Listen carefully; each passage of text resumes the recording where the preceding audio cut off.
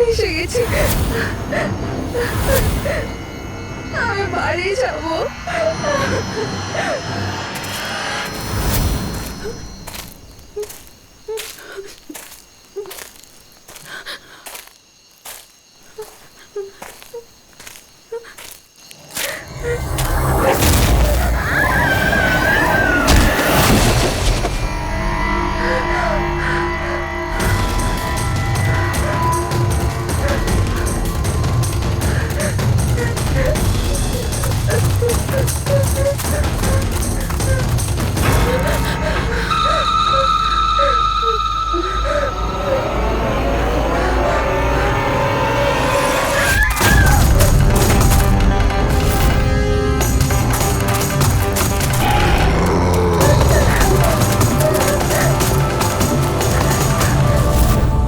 নিমি ঘুমিয়ে পড়েছে? হ্যাঁ, শুয়ে পড়েছে। আরে হিরেল, তোমায় খুব ডিস্টার্ব লাগছে।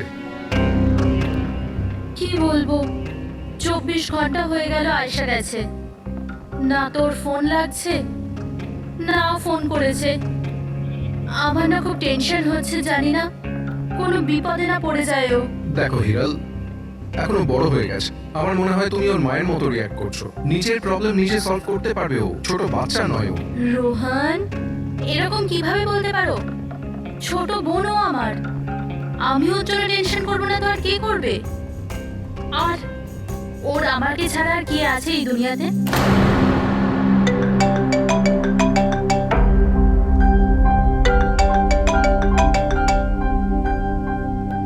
হ্যালো হ্যালো, আপনি কি হিরাল বলছেন? হ্যাঁ, আমি হিরল বলছি। আপনি কে? আমি মানিক। আমি আয়েশের সাথে কাজ করি। এখানে একটা বড় প্রবলেম হয়ে গেছে। প্রবলেম? আয়শার সাথে কি হয়েছে? দেখুন, ও জঙ্গলে কোথাও হারিয়ে গেছে। ওকে খুঁজেও পাচ্ছি না, ফোনেও পাচ্ছি না। আমাদের ভয় হচ্ছে যে ওর কিছু হয়ে যায়নি তো।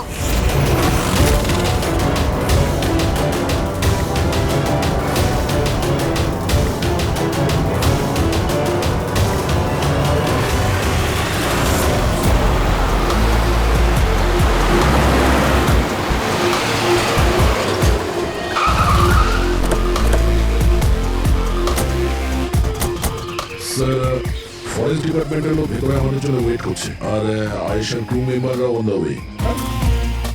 কিন্তু আপনারা এটা তো নিশ্চয়ই জানেন যে ওই লাশটা আয়শারই নাকি অন্য কারণ। আমি একটা জিনিস বলতে পারি, ও না স্কাই ব্লু কালারের টি শার্ট পরেছিল আর ব্ল্যাক কালারের কার্গো পরেছিল আর হাই পনিও পরেছিল। ওর জামা হাফ ডেড বডির সাথে ম্যাচ করছে কিনা এটা তো বলুন।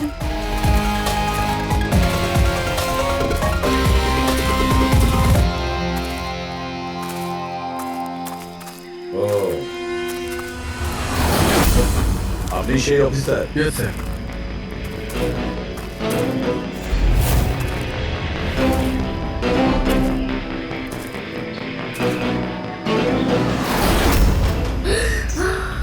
প্রশান্ত? আরে এই তো প্রশান্ত। এক মিনিট, আপনারা কে আর ওকে কি করে চিনলেন? স্যার, আমি মানিক, আর আমরা সবাই আয়েশের সাথে কাজ করি। আরে প্রশান্ত আমাদের গাইড। আয়েশের একটা লোকেশন খোঁজার জন্য বলেছিল, আর যখন আয়েশা হারিয়ে গেল তখন এই ওকে খুঁজতে গেছিল।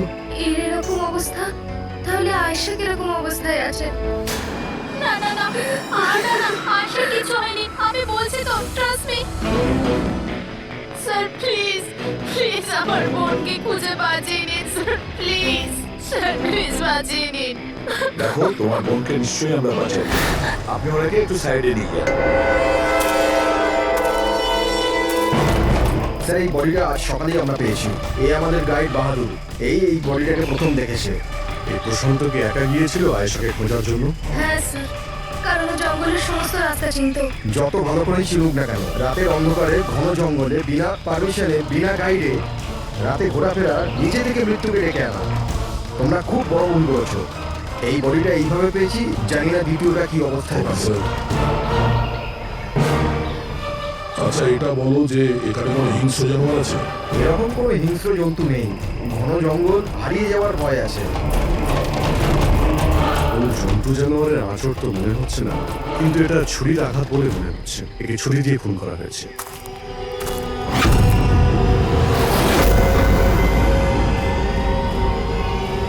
স্যার হ্যাঁ পুরবি, স্যার এই ক্যামেরাটা পেয়েছি এখানে। এটা তো আয়শার ক্যামেরা। হ্যাঁ স্যার, এটা আয়শা 3 দিন আগে কিনেছিল। এটা চালিয়ে একবার দেখো তো। স্যার এটা অনই হচ্ছে না। কেন? এটার ব্যাটারি ডাউন স্যার, আর আমাদের কাছে ডিভাইসও নেই এটা চিপ ইনসার্ট করার জন্য। ও মাই গড। আপনারা এসব শেষ করুন, এগুলো পরে করবেন। আগে আমার বোনকে খুঁজুন। আপনারা বলছেন না কেন হারিয়ে গেছে? আমরা খুঁজবো। অনেক বড় জঙ্গল ম্যাডাম, কমসে কম 2 দিন লাগবে পুরো জঙ্গল খুঁজতে। হ্যাঁ স্যার, সূর্যাস্ত হওয়ার পর আমরা কিচ্ছু করতে পারবো না। আপনারা সার্চিং শুরু করে দিন, বাহাদুর আপনাদের নিয়ে যাবে।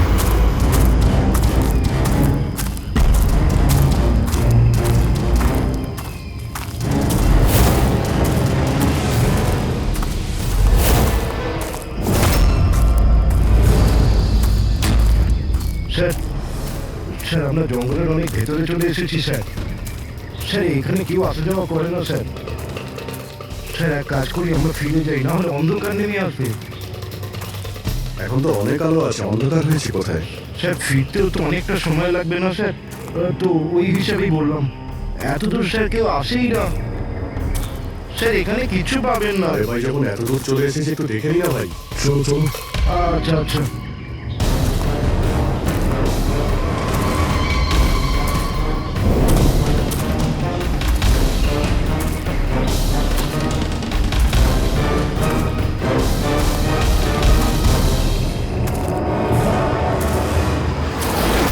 তোমরা এই জঙ্গলে ফিল্মের শুটিং করতে এসেছিলে, আর শুধুমাত্র আয়েশাই নিখোঁজ হলো, আর তোমরা ওকে খোঁজার চেষ্টাই করনি। স্যার আমরা খুব ভয় পেয়ে গিয়েছিলাম, আর এখানে ওয়েব সিরিজ শুট করার আইডিয়া আয়েশারই ছিল। স্যার আমরা ওকে আনিনি, ও আমাদের এনেছিল লোকেশন দেখাতে। হ্যাঁ স্যার, এই প্রশান্ত গাইড আয়েশার পরিচিত ছিল, আর এই কাছেই থাকতো আর জঙ্গলটাকে ভালো করে চিনতো। আর আমরা তো রাত্রিরে থাকার পর সকালে বেরিয়ে পড়তাম, সবকিছু ঠিকঠাক চলছিল, লোকেশনও পেয়ে গেছিলাম। আর এরপর আমরা টেন্টের বাইরে আগুন জ্বালিয়ে খাবার বানাচ্ছিলাম। কটার সময় ঘটনা এটা? 5টা 6টা নাগাদ। আর তখনই হঠাৎ আয়শা নিজের ক্যামেরা নিল আর জঙ্গলের দিকে যেতে লাগলো। জঙ্গলের দিকে যাচ্ছিল কেন? ও বলেছিল যে ও আশেপাশের একটুখানি ভিডিও করে হিরণকে পাঠিয়ে দেবে, আর ও এটাও বলেছিল আশেপাশেই থাকবে আর তাড়াতাড়ি ফিরে আসবে। তারপর অনেকক্ষণ পর্যন্ত যখন ও এলো না, তখন আমাদের মনে হলো যে কিছু গন্ডগোল আছে। এর আগে আমরা কিছু করতাম কি, সেখানে প্রশান্ত চলে এলো। ও জানতে পারলো তো ও নিজেই খুঁজতে চলে গেল। আর ও আমাদের ওখানেই থাকতে বললো। ও বললো যে জঙ্গলটা খুব বিপজ্জনক আর আমাদেরও প্রাণের ঝুঁকি থাকতে পারে। ব্যাস এটা বলেই ও জঙ্গলে ঢুকে গেল স্যার। তার মানে ওই প্রশান্ত আর ফিরে আসেনি, আর তোমরা পালিয়ে গেছো এখান থেকে নিজেদের বাঁচাতে। না স্যার, আমরা ওখানেই ছিলাম যখন চিৎকারটা শুনলাম। 15-20 মিনিট পর্যন্ত একটা মেয়ের। স্যার, স্যার ওই চিৎকার শুনে আমরা খুব ভয় পেয়ে গেছিলাম, আর তারপর আমরা ওখান থেকে পালিয়ে গেলাম। স্যার, আমরা খুব বড় ভুল করে ফেলেছি। চিৎকারটা শুনে আমাদের এখান থেকে পালানো উচিত হয়নি, আয়েশাকে সাহায্য করা উচিত ছিল। সত্যিই তোমরা একটা বড় ভুল করেছো। আয়েশার চিৎকার শুনে যদি তোমরা জঙ্গলে ঢুকতে, আয়েশা এখন আমাদের সঙ্গে থাকতো, আর প্রশান্ত ও হয়তো বেঁচে যেত। তুমি তো বলছিলে যে এত ভেতরে জঙ্গলে কেউ আসতে পারে না, এটা কি? স্যার আমি জানি না, কিন্তু এটা আমাদের ডিপার্টমেন্টের কখনোই নয়। জঙ্গলের মধ্যে টেন্ট, দেখছি এর ভেতরে কি আছে।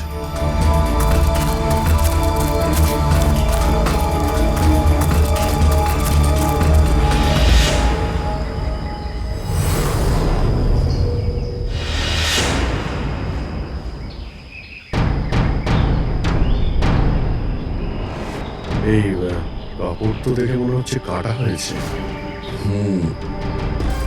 টেন্ট পিছন দিক দিয়ে কেটেছে, তার মানে সামনে কোনো বিপদ ছিল।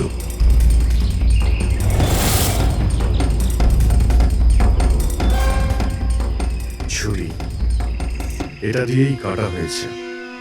বাইরে গন্ডগোল হতেই পিছন থেকে কেটে পালিয়ে গিয়েছে।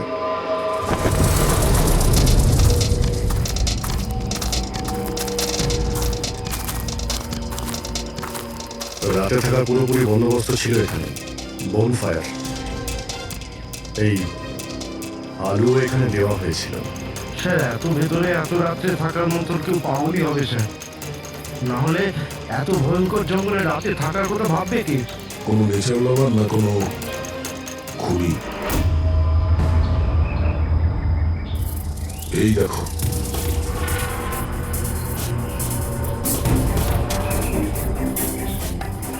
রক্ত। মনে হচ্ছে এখানে এই পাথরের ওপর কেউ বসেছিল, ওদের গায়ে আগুন পোয়াচ্ছিল, আর কেউ ওর উপর হামলা করেছে। এটা দেখে টেন্টের মধ্যে যে ছিল সে পালিয়ে গেছে। চলো আগে গিয়ে দেখি। স্যার স্যার সূর্য অস্ত যাচ্ছে স্যার, ফিরতেও 2 ঘন্টা কমসে কম লাগবে। ফিরে যাই স্যার। ঠিক আছে, কালকে আবার আসবো। স্যার, আমরা আয়েশার টিমকে এই ছবিগুলো দেখিয়েছিলাম। ওরা বললো যে এই টেন্ট ওদের ক্যাম্পের নয়। স্যার, হ্যাঁ পুরবি। আয়শার ক্যামেরা চিপ। হিরালি, তুমি এটা মিস করলে। আমি তোমায় বলেছিলাম না আমার সাথে এসো। জানো এখানে এত বেশি গ্রিনারি আছে। লুক এট দিস, এতগুলো গাছ। It's so beautiful. দিদি, আমি হাঁপিয়ে গেছি। মনে হচ্ছে আমি জঙ্গলের অনেক ভেতরে এসে গেছি। জঙ্গল তো পুরো একই রকমের না? আমি রাস্তা খুঁজে নেব, খুব একটা মুশকিল নয়।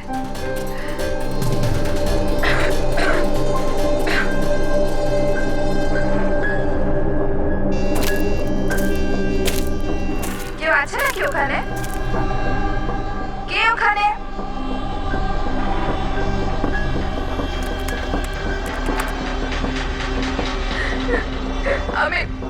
আমি ভেসে গেছি এখানে। আমি কিছু বুঝতে পারছি না। এখান থেকে আমি কি করে বাইরে যাব? আই এম সরি দিদি, আমার এখানে আসা উচিত হয়নি। আমার মনে হচ্ছে না যে আমি এখান থেকে বেঁচে ফিরতে পারবো। আমায় ক্ষমা করে দিও।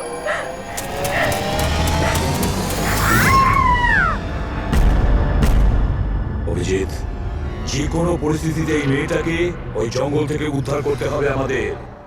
বস, হ্যাঁ সারুকে। বস, আয়েশা যে জিনিসগুলো রোজ ব্যবহার করত, আমি সেই প্রত্যেকটা জিনিস থেকে ডিএনএ স্যাম্পল নিয়েছি। কিন্তু আশ্চর্যের ব্যাপার, কোনো স্যাম্পলই আয়েশার ডিএনএ এর সঙ্গে ম্যাচ করছে না। কিন্তু হ্যাঁ, খুনির ব্যাপারে একটা খুব গুরুত্বপূর্ণ সূত্র পেয়েছি। সেটা কি স্যার? বস, এই ডিএনএ প্রোফাইলটা দেখো। এই দুটো ডিএনএ প্রোফাইলই দুটো আলাদা আলাদা লোকের। কিন্তু অদ্ভুত ব্যাপার হচ্ছে যে দুটো প্রোফাইলই আমি একই লোকের শরীর থেকে পেয়েছি, প্রশান্ত শরীর থেকে। প্রশান্ত শরীর থেকে? হ্যাঁ বস। সেটা কিভাবে? প্রশান্তর মৃত্যু অগণিত ছুরির আঘাতের জন্য হয়েছে, আর ও শরীরে যে খাবার চিহ্নটা আছে সেটা আসল নয়, তৈরি করা হয়েছে নকল। আর সবচেয়ে আশ্চর্যের ব্যাপার হচ্ছে যে প্রশান্তের লাশের থেকে আমি ওর রক্ত ছাড়া আরো কারো রক্ত পেয়েছি। এখন এই রক্তটা কোনো পুরুষের না নারীর সেটা আমি বলতে পারবো না, কারণ ওই রক্তটা প্রশান্ত রক্তের সঙ্গে মিশে গেছে।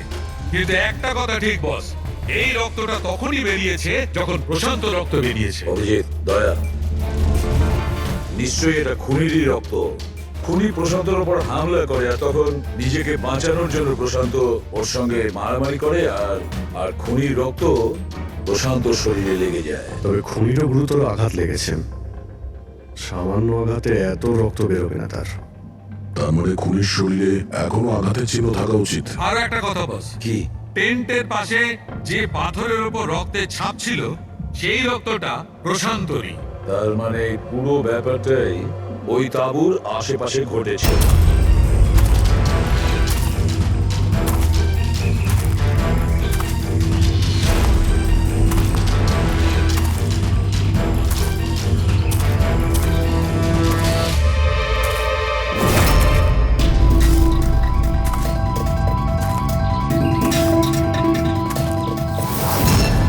স্যার, হ্যাঁ পুরবি। স্যার, এই জুতোটা পেয়েছি। তাহলে কি এই জুতোটা আয়েশার না? তো এগিয়ে গিয়ে দেখি।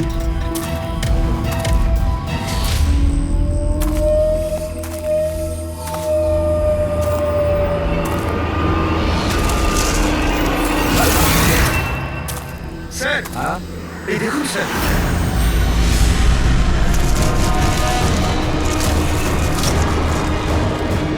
ছুরি দিয়ে আঘাত করেছে স্যারের পিঠে 5 বার। ওকে একটু উল্টে দাও। এ তো আয়শা, ফেসটা তো পরিষ্কার দেখছি অভিজিৎ, না কোনো আঘাতের চিহ্ন, না কোনো কাটা দাগ। কিন্তু ওই ভিডিওতে যে দেখলাম। হ্যাঁ স্যার, ভিডিওতে এর মাথায় আঘাত লেগেছিল, রক্ত বেরোচ্ছিল। এখানে তো আঘাতের কোনো চিহ্নই নেই, একদম পরিষ্কার। তার মানে হলো ওই ভিডিওটা নকল। মানে আয়েশা অ্যাক্টিং আর মেকআপ দিয়ে দেখানোর চেষ্টা করেছিল যে ওকে কেউ মারতে চাইছে, খুন করতে চাইছে। কিন্তু এটা কেন করবে? স্যার কেউ হয়তো মজা করবে, আর না হলে কোনো ভয়ঙ্কর পরিস্থিতি থেকে বাঁচার জন্য নাটক করছে। আর দুটো অবস্থাতেই এর মিথ্যেটা সত্যি হয়ে যায়। আর ও যা কিছু করেছিল, কেন করেছিল, সে তো বন্ধু আর আত্মীয়রাই বলতে পারবে। সবাইকে ডেকে নাও, দেখ আয়েশার সমস্ত ফোন রেকর্ড চেক করো।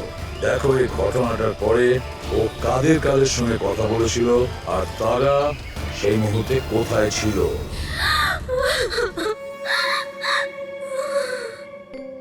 এরা আমাকে কেন ওকে দেখতে দিচ্ছে না? কি বাজে ভাবে মেরেছে আমার বোনকে। আর এরা বলছে যে ও নিজের মৃত্যুর নাটক করেছে, নিজের মার্ডারের নাটক। আর ওই নাটক সত্যি হয়ে গেছে। ভুল বলছে ওরা, মিথ্যে। আমাদের আয়শা এরকম করতেই পারে না। আপনারা ভুল অভিযোগ করছেন।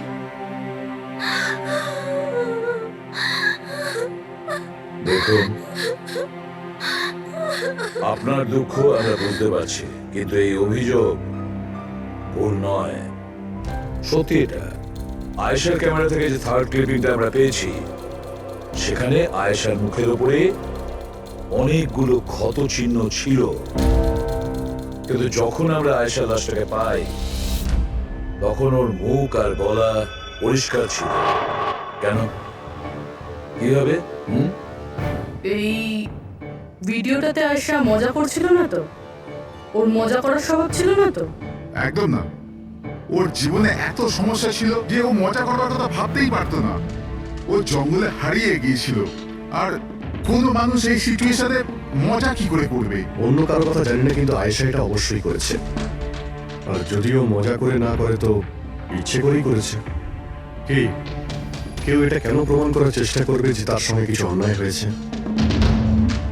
আয়েশা এরকম কেন চাইবে? হ্যাঁ, ওর ওপর সত্যিকারের অ্যাটাক হয়েছিল, ও মারাও গেছে, ওটা আলাদা কথা। কিন্তু ও এই নাটকটা কেন করেছিল?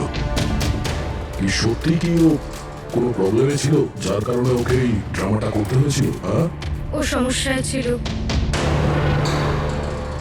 এমন সমস্যা যার থেকে ওকে মৃত্যুই বাঁচাতে পারতো। মানে তুমি কি বলতে চাইছো? স্যার, হ্যাঁ পেটে, এটা আয়েশার কল রেকর্ডস। বিশেষ কিছু পেয়েছো? হ্যাঁ স্যার, একটা লোক আছে কেতান, সে আয়েশাকে অনেকগুলো মেসেজ আর কল করেছিল। এমনকি যেই রাতে আয়েশা খুন হয়েছিল, সেই রাতেও ওর ফোন জঙ্গলের কাছেই ছিল, 2 কিলোমিটারের মধ্যে। এই কেতনকে খুনের রাতে ও জঙ্গলের আশেপাশেই ছিল। কে? হ্যাঁ, স্যার, ও আয়েশার স্বামী। দুজনে আলাদাই থাকতো। যদি আয়েশা ওর মৃত্যুর নাটক করে থাকে, তাহলে তার পেছনে কেতানের হাত থাকতে পারে। কেতান আয়েশার হাজবেন্ড, আর আপনাদের মধ্যে কেউ এই কথাটা আমাদের বলার প্রয়োজন মনে করলেন না? হ্যাঁ, কিন্তু কেতনের জন্য নিজের মৃত্যুর নাটক কেন করতে যাবে? আমার মনে হয়েছিল যে আমরা কেতনের থেকে মুক্তি পেয়ে গেছি, কিন্তু আমি কি করে জানবো ওই আমার বোনের প্রাণ নিয়ে নেবে? প্লিজ, কেতনই আমার বোনকে মেরেছে। আমি তুমি বলছি নিজেকে সামলাও। প্লিজ কেঁদো না, প্লিজ কাম ডাউন। আপনারা প্লিজ নিজেদের মধ্যে কথাবার্তাটা থামান আর আমাদের বলুন কি ব্যাপার। আমি আপনাদেরকে বলছি, আসলে আজ থেকে 2 বছর আগে কেতন আর আয়েশার একটা ট্রিপে আলাপ হয়েছিল। আয়েশা কেতনকে বিয়ে করেছে। তাড়াহুড়োতে সিদ্ধান্ত নেওয়ার শখ ছিল ওর, কিন্তু জানতো না এই সিদ্ধান্তটা কতটা ভুল নিয়েছিল। কেতন ওর যোগ্য ছিল না, একটা পাগল লোক ছিল, পজেসিভ ছিল, ওর জীবনটা অতিষ্ঠ করে রেখেছিল। এই জন্য 6 মাস আগে ওকে ও ছেড়ে দেয়। এছাড়া আর কি করতো? আমরা সবাই দেখেছিলাম ওকে কিরকম টর্চার করা হতো। মানিক, আজকে সব অডিশনে ক্যামেরাতে আছে। স্ক্রিনে প্লে কর, স্যারকে দেখাতে হবে। আর আয়েশা এক্ষুনি এসে যাবে। ঠিক আছে। আয়েশা, আয়েশা, কি হয়েছে? Are you okay? আয়েশা তুই ঠিক আছিস? কি করে হলো এসব? কে করলো এসব? আরে তোমরাও না কত প্রশ্ন করো, কিচ্ছু হয়নি আমার। আসলে কি হয়েছে, ওই তাড়াতাড়িতে সিঁড়ি দিয়ে নামছিলাম আর পা পিছলে গেছে। চুপ কর আয়েশা, কত কভার আপ করবি? আমি তো এটা বুঝতে পারছি না, তুই ছেড়ে দিচ্ছিস না কেন এই মানুষটাকে? আমি ছেড়ে দিলেও ও আমায় ছাড়বে না। আরে আইন বলে কিছু আছে নাকি? পুলিশের হাতে তুলে দিও ওকে। কেউ ওর কিচ্ছু করতে পারবে না। ওকে যদি পুলিশে ধরেও নিয়ে যায়, ও সেখান থেকেও চলে আসবে আর আমাকে খুঁজে বার করবে, তারপর আমায় ছাড়বে না। কখন থেকে ফোন করছিস তুমি? হ্যাঁ, ধরছিস না কেন? এখানে বসে টাইম পাস করছিস? হ্যাঁ, না কেতন, তোরা তো সাহস কি করে হলো? কেতন আমি ডাক্তারের কাছে গিয়েছিলাম, তাই ফোন সাইলেন্ট ছিল, অন করতে ভুলে গেছি। ওকে, ডক্টর, হ্যাঁ আজকাল খুব বেশি যাচ্ছিস তো ওর কাছে। কেতন কি বলছো? এরকম কিচ্ছু নয়। আর তুমি বলে আমি ডাক্তারের কাছে আর কোনোদিন যাবো না। আমাকে প্লিজ ছেড়ে দাও, আমাকে ক্ষমা করে দাও। তোকে তোর যোগ্যতা দেখাই, চ। কেতন, ছাড়ো ওকে। এই, নিজের কাজে মন দে, বুঝেছিস? এনাফ। এনাফ। মানুষ না, এই কেতন তো জানোয়ার। তোমরা কেতনের ব্যাপারে আমাকে আগে বলনি কেন? আপনারা যা বললেন সেটা শুনে তো মনে হচ্ছে কেতনই আমাদের প্রাইম সাসপেক্ট। মনে হচ্ছে কেতনের কারণেই সেটা করেছে। আর কেতন আয়েশার অভিনয়টাকে বাস্তবে পরিণত করেছে। যদি যদি তোমরা কেতনের ব্যাপারে আমাকে একটু আগে জানাতে পারতে। গত 6 মাস ধরে আয়েশা আমাদের সাথেই ছিল, আর এর মধ্যে একবারও তো কেতনের সাথে দেখাও করেনি। আর শহর থেকে এত দূরে জঙ্গলে আসতে পারে সেটা তো আমরা ভাবিইনি। এই ধরনের পাগল আর সন্দেহবাতিক লোক যে কোনো কিছুই করতে পারে। হ্যাঁ, কেতনের অ্যাড্রেস আর টেলিফোন নাম্বারটা আমাদের দেবেন।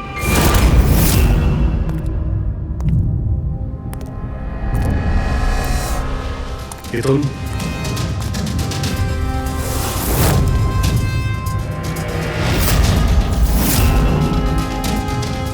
স্যার, এই ফটোগুলো দেখে তো মনেই হচ্ছে না যে দুজনের মধ্যে কোনো ঝামেলা ছিল। আপনারা? কেতন আয়েশার স্বামী। পুলিশ। সিআইডি। আপনারা কি করতে এসেছেন এবার? আমার আয়েশা চলে গেছে, আমার জীবন বরবাদ হয়ে গেছে। আপনারা কি চান আমার থেকে? ইনফরমেশন তোমার আর আয়েশার ব্যাপারে। শুনেছি তুমি নাকি খুব বিরক্ত করতে ওকে। স্যার, আমি ওকে অনেক ভালোবাসতাম, নিজের থেকেও বেশি। সেই কারণে ওকে টর্চার করতে, মারতেও? হ্যাঁ, আমি কারো টর্চার করবো ওকে? তোমার কাছ থেকে বাঁচার জন্য কোর্টের কাছে সাহায্য চেয়েছিল, তাও তুমি ওকে বিরক্ত করা বন্ধ করো না। স্যার, মিথ্যে কথা এসব, এরকম কিছুই ছিল না। মিস্টার কেতন, রেকর্ড আছে আমাদের কাছে। তুমি বারবার ওকে ফোন করে আর মেসেজ করে হুমকি দিয়েছিলে। আর এটাও কাউকে বলেওনি, আমরা জেনে গেছি। আর তাছাড়াও গত 6 মাস ধরে তুমি হেরাল আর রোহানের ঘরের আশেপাশে ঘোরাফেরা করছিলে। আর যে রাতে আয়েশা খুন হয়েছে ওই রাতে তুমি ওই জঙ্গলেই ছিলে।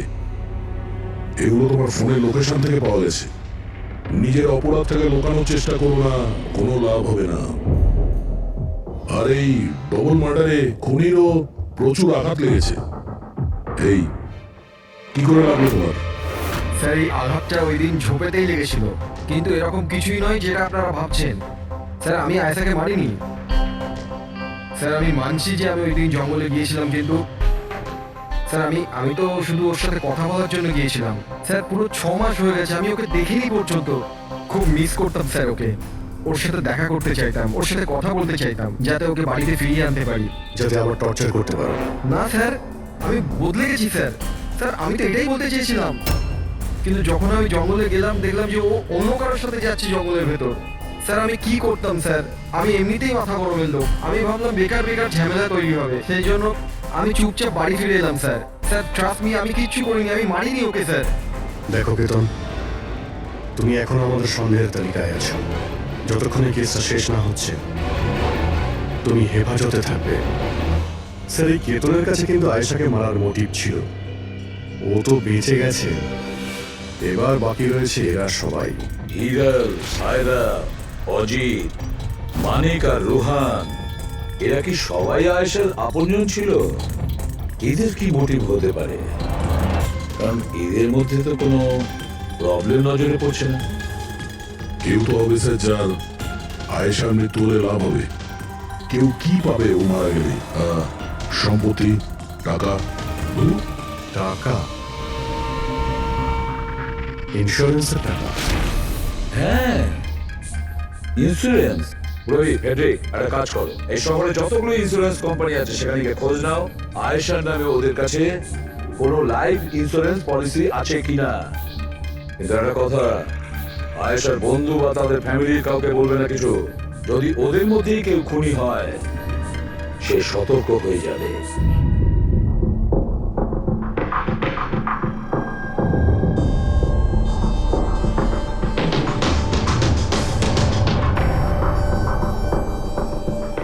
ওকে, thanks sir.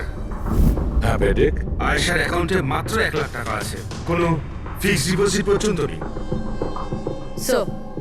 Sir, Tanisha insurance private লিমিটেডের কাছে আয়েশার নামে একটা বীমা পলিসি রয়েছে 50 লাখ টাকার। ও আচ্ছা। আর এই টাকা আয়েশার ভাগ্নি মানে ও দিদি আর জামাইবাবুর মেয়ে নিমিষা পাবে। আচ্ছা, তাহলে এই ব্যাপার। স্যার, আসলে আপনারা কি চাইছেন? আমার যা জানা ছিল আমি সবকিছু বলে দিয়েছি। আর আপনারা জানেন আমার স্ত্রীর শরীর কতটা খারাপ। এখন আমার ওর সঙ্গে থাকা উচিত, আর আপনারা আমাকে এখানে আটকে রেখেছেন। স্যার, বলার কি বাকি আছে? সব বলে দিয়েছি। অনেক কিছু বাকি আছে। তুমি একটু বেশি কথা বলো, সেই জন্য যা কিছু প্রশ্ন করব ঠিক তারই উত্তর দেবে। এই তোমার ওইখানে যে ফ্যাক্টরিটা আছে ওটা তো বাজেয়াপ্ত হতে চলেছে। এই লোন তুমি শোধ করতে পারোনি কি? হ্যাঁ, কিন্তু আপনারা এগুলো কেন জিজ্ঞাসা করছেন? আপনারা এগুলো কি করে জানলেন? প্রশ্ন নয়, শুধু উত্তর। আয়েশা তোমাদের সাথে তোমাদের বাড়িতেই থাকতো না? তাহলে 7 দিনে তুমি ওকে 41 বার কল করেছো কেন?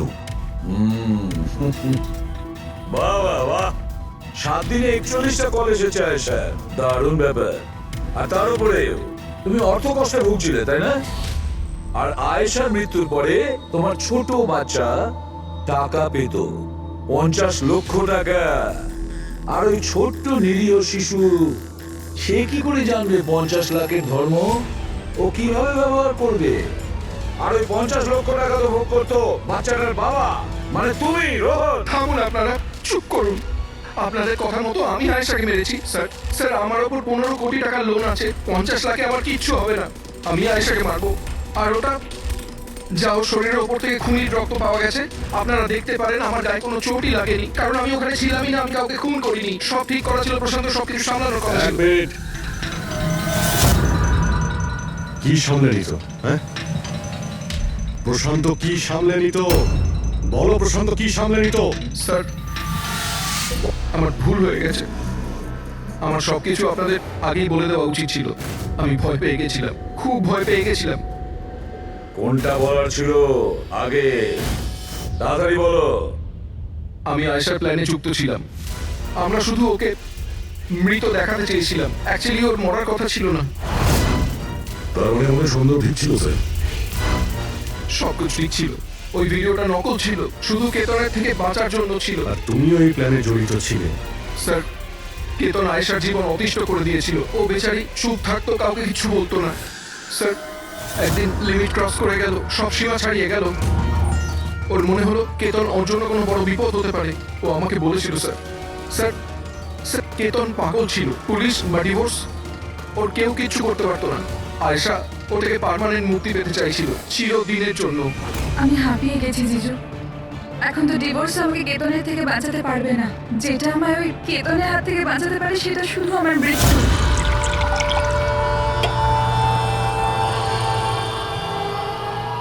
আয়েশা, এটাই যদি একমাত্র রাস্তা হয় তাহলে এটাই ঠিক। তোমার মৃত্যু তোমায় কেতনের হাত থেকে বাঁচাতে পারে। মরে যাও। হোয়াট? রিল্যাক্স। আমার কাছে একটা আইডিয়া আছে। আমাদেরকে এমন কিছু করতে হবে যাতে মনে হয় আয়েশা মরে গেছে। তোমার সাথে কোনো দুর্ঘটনা হলো বা কেউ তোমাকে মেরে দিল আর বডিকে এতটা খারাপ করে দেওয়া হলো যে কেউ চিনতে না পারে, আয়শা, তারপর তুমি এখান থেকে অনেক দূর চলে যাবে আর তোমার ওই ইন্স্যুরেন্সের টাকা যেটা মিনমিন নামে আছে আমি তোমাকে পৌঁছে দেবো। 50 লাখ টাকা দিয়ে একটা নতুন জায়গা, নতুন লাইফ, নতুন করে শুরু করবে। কিন্তু জিজু, আমি বেঁচে থাকাকালীন আমার লাশ কোথা থেকে আসবে? ওর জন্য টেনশন নিও না, আমি সবকিছু করে নেব। আমার এক বন্ধু আছে প্রশান্ত, ও আমার জন্য অনেক কাজ করে দিয়েছে। কিন্তু হ্যাঁ আয়েশা, এরপরে তুমি কখনো জীবনে আমার সাথে, মিমির সাথে, হিরেলের সাথে কোনোদিন দেখা করতে পারবে না। হ্যাঁ, কিন্তু ওই পাগল লোকটার থেকে তুমি সারা জীবনের জন্য মুক্তি পেয়ে যাবে, তুমি মুক্ত হয়ে যাবে। সবকিছু ঠিক ছিল, সবকিছু প্ল্যান মাফিক চলছিল।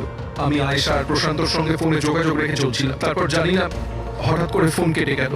আমি জানতাম ওখানে একটা মেয়ের মৃতদেহ পাওয়া যাবে, যার ব্যবস্থা আমি বাধ্য হয়ে করেছিলাম। শুধু আয়েশার জামা কাপড় ওই মেয়েটিকে পরানোর কথা ছিল, ওর মুখটা এত খারাপ ছিল যে কেউ চিনতেও পারতো না। কিন্তু স্যার, সিরিয়াসলি আমি তো শকে ছিলাম। ওটা মেয়েটার নয়, প্রশান্তের বডি ছিল। স্যার, প্রশান্ত তো আয়েশাকে সকাল হওয়ার আগেই জঙ্গল থেকে অনেক দূরে নিয়ে যাওয়ার কথা ছিল, কোনো সেফ জায়গায়। কিন্তু হঠাৎ করে কি হয়ে গেল স্যার? স্যার, আমার যতটা জানা ছিল আপনাদের বলে দিয়েছি স্যার। স্যার, প্রশান্তকে কে মেরেছে, আয়েশাকে কে মেরেছে আমি জানি না। স্যার, তার মানে তৃতীয় কোনো ব্যক্তি ছিল যে প্ল্যানটার ব্যাপারে জানতো, যে আয়েশাকে চিনতো, প্রশান্তকেও চিনতো, আর ওই সময় ওই জঙ্গলেই ছিল। কোনো তৃতীয় ব্যক্তি? হ্যাঁ, কোনো তৃতীয় ব্যক্তি। তোমার প্ল্যানের হিসাবে টেন্টে প্রশান্ত এবং আয়েশা থাকার কথা ছিল, কিন্তু টেন্টের পাশে একটা পাথরের উপর প্রশান্ত রক্ত পাওয়া গেল, আর ওই টেন্টটা পেছন থেকে ফাটা ছিল। মানে আয়েশা টেন্টের সামনে থেকে যাওয়ার বদলে পেছন থেকে ছিঁড়ে বেরিয়েছে। মানে ও বিপদটা আগে থেকে বুঝতে পেরেছিল। হতে পারে ও প্রশান্তর সঙ্গে যা কিছু হয়েছিল সেটা দেখে ফেলেছিল। ইট ইজ ক্লিয়ার যে ওখানে কোনো তৃতীয় ব্যক্তি ছিল। ও প্রথমে প্রশান্তকে মেরেছে, তারপর আয়েশার পেছনে রয়েছে। কারেক্ট। যদি ভালো করে দেখা যায় তাহলে ওই রাতে জঙ্গলে এটাই হয়েছিল যে প্রশান্ত আর আয়েশা জঙ্গলে যায়, আয়েশা টেন্টের ভিতরে ঘুমোচ্ছিল আর প্রশান্ত বাইরে বসে আগুন জ্বালাচ্ছিল। এর মধ্যে সেই তৃতীয় ব্যক্তি ওইখানে যায় আর প্রশান্তর সঙ্গে ঝামেলা বাঁধে, আর সেই ব্যক্তি ওর উপরে আক্রমণ করে আর আয়েশা টেন্টের পিছন দিয়ে পালিয়ে যায়। আর ওই ব্যক্তি প্রশান্তকে নির্মমভাবে হত্যা করে আর আয়েশার পিছনে ধাওয়া করে। তাহলে তৃতীয় ব্যক্তিটা কে, যে আমাদের প্ল্যানের ব্যাপারে জানতো আর জঙ্গলকেও ভালো করে জানতো, তাই এত রাতে টেন্টে পৌঁছেছিল? হ্যাঁ, এই সমস্ত চিন্তা আপনি করবেন না রোহন বাবু। এই তৃতীয় যে আছে না, তাকে তো আমরা ধরেই ছাড়বো। হ্যাঁ, ও পানাহ, এই ধাঁধার সমাধান এখানে আছে, এর মধ্যে, কিন্তু আমরা দেখতে পাচ্ছি না। খুনি হবে তো স্যার এদের মধ্যেই কেউ, কিন্তু আমরা দেখতে পাচ্ছি না। বলবি ওই ক্লিপিংটা চালাও যেটা আমরা আয়েশার ক্যামেরা থেকে পেয়েছিলাম, ফার্স্ট ক্লিপ।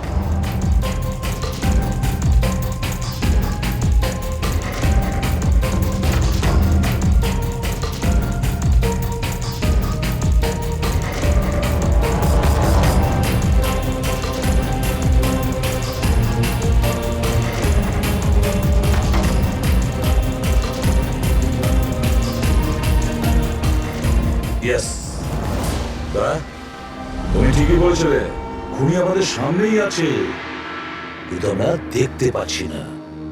একটা কাজ করো, সবাইকে জঙ্গলে ডেকে নাও, তখনই বোঝা যাবে। স্যার, এখনো আপনারা আমার উপর সন্দেহ করছেন, যেখানে আমি আপনাদের সবকিছু সত্যি কথা বলেই দিয়েছি। স্যার, আমি আমার বউকে কেন মারবো স্যার? আমি তোকে ভালোবাসি স্যার। আমার বোনের খুনিকে খোঁজার বদলে আপনারা আমাদেরই জিজ্ঞাসাবাদ করছেন। আর ওর গায়েব হওয়ার খবর তো আমি হিরাল ম্যামকে দিয়েছি, আর আমরা যদি কিছু করতাম তো আমরা কেন ফোন করতাম? হ্যাঁ, কিন্তু কেউ তো আয়েশাকে খুন করেছে, আর কে খুন করেছে সেটা আমরা জানি। আয়েশাকে খুন তোমাদের মধ্যেই কেউ করেছে, তোমাদের মধ্যেই কেউ। আমাদের মধ্যে কে হতে পারে স্যার? এখনই জানতে পারা যাবে। রোহন, তুমি একটা কথা বলো, আয়েশা রেকির জন্য তোমার বাড়ি থেকে দুর্ঘটনা একদিন আগেই গিয়েছিল না? হ্যাঁ স্যার, একদিন আগে গিয়েছিল। আর এটা সেদিনেরই ছবি, তাই না? যেদিন ওর রেকিতে যাওয়ার কথা ছিল। অ্যাকাউন্ট, ওই পোস্ট করেছে, তো ওরই হবে। আর আপনারা আমার বোনের খুনিকে খোঁজার বদলে এরকম ফালতু জিজ্ঞাসাবাদ করছেন, আমাদের উপরে ব্লেম করছেন। এতে কি প্রমাণ পাবেন আপনারা? এটাই যে তোমরা আয়েশাকে জীবন্ত দেখেছিলে শেষবার ওই দিনই, তারপর নিখোঁজ হয়ে গেছিল, তোমরা আমাদের বলেছিলে। আচ্ছা, ও কি কি পরেছিল অপর্ণা, তুমি বলেছিলে, তোমার মনে আছে? হ্যাঁ, ওরা স্কাই ব্লু কালারের টি-শার্ট পরেছিল আর ব্ল্যাক কার্গো প্যান্ট ছিল। হাই পনিও পরেছিল। আপনার তো নিশ্চয়ই মনেই আছে। হিরল, তুমি কি করে জানলে আয়েশা মরার সময় কি কাপড় পরেছিল? বলো, আরে বলো না। কারণ সেই দিনে জঙ্গলেই ছিল। এই প্রশান্তকে মেরেছে আর তারপর আয়শার পিছনে দৌড়ল, ওর পিছু নেয় আর ওকে মেরে ফেলে। আর প্রশান্তকে মারার সময় তোমার গভীর আঘাতও লাগে। দেখাও। হট সারুন আমার, দূরে থাকুন হ্যাঁ আমার থেকে। একে তো আপনারা আমার বোনের খুনিকে খুঁজে পাচ্ছেন না, তার উপরে আমার উপরে অভিযোগ দিচ্ছেন। হ্যাঁ, ব্যাস, অনেক অভিনয় করেছো, এবার ঠিক করে বলো কেন মেরেছো তুমি আয়েশাকে? হ্যাঁ, আমি মেরেছি আয়েশাকে। আমি মেরেছি আয়েশাকে।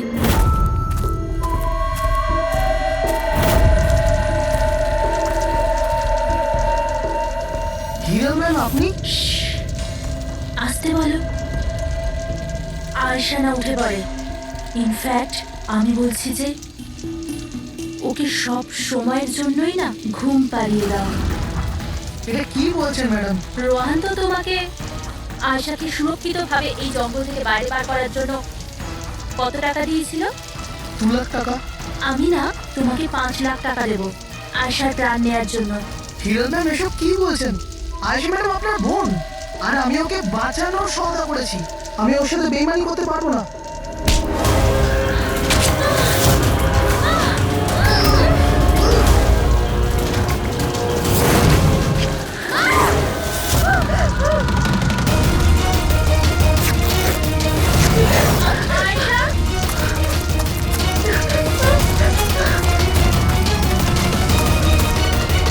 আয়েশা,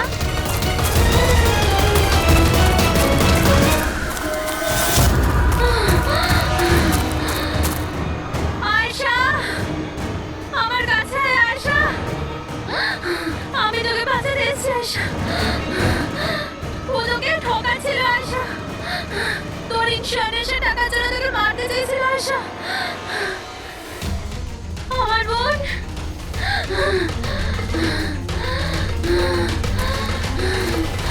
আয়েশা, সরি দিদি, আমি কিচ্ছু জানতাম না এই ব্যাপারে।